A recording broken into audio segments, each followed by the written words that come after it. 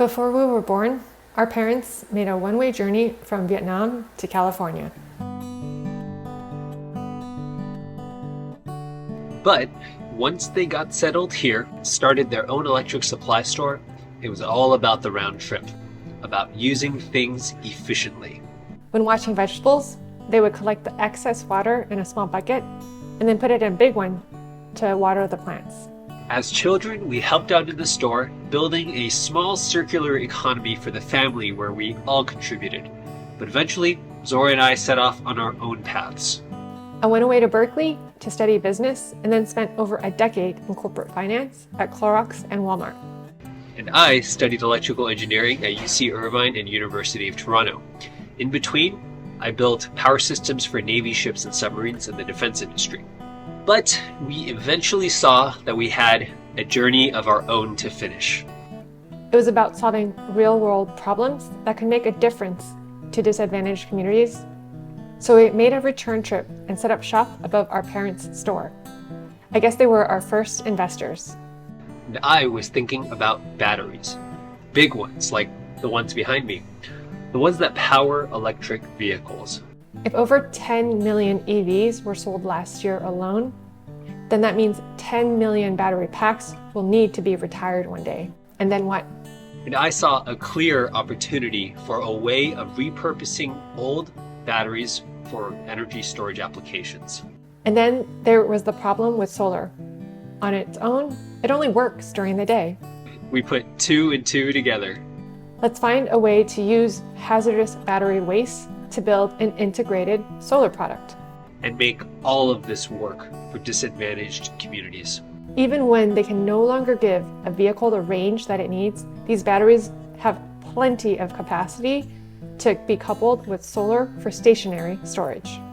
Driving requires a lot of instantaneous power, but stationary storage is less stressful. So these used batteries are still workable for storage applications. What's the market opportunity for Second Life batteries? In a 2019 report, McKinsey & Company said it was somewhere north of $30 billion. So you're probably wondering, why aren't Second Life batteries being used everywhere? A number of hurdles are still holding back that industry. Our proof of concept addresses several of these in a single permitting package. We all know repurposed batteries work, but the fire departments and building departments are afraid to permit them. The industry is stuck. That's what our proof of concept is all about. We needed to reverse engineer battery management systems and power electronics made for vehicles and safely integrate these batteries with solar equipment. Our proof of concept is a permitting package that will allow us to deploy one of the nation's first solar-powered microgrids using repurposed batteries. Funded by the California Energy Commission and with support from the National Science Foundation, our proof of concept was designed under the guidance of Pacific Northwest National Laboratory. We completed it during the set phase of this contest. It involved work in computational fluid dynamics and advanced fire safety engineering. We had to show what would happen if a battery module caught on fire. How would the heat and toxic fumes spread around that enclosure? PNNL, Pacific Northwest National Labs, helped us design a system that would meet critical safety requirements. Since the contest opened, we concluded a pre-seed funding round. We doubled our goal, raising over $1 million. And we just received a commitment letter for the purchase of a $4.9 million battery system for an affordable housing development. Our first deployment will be at the American Museum of Ceramic Art. We wanted solar because any savings we can squeeze out of our electric bills can be invested into our programs. We also had a practical problem. Our power costs are 3 times as much between 4 and 9 p.m. when solar produces almost nothing, so we needed energy storage.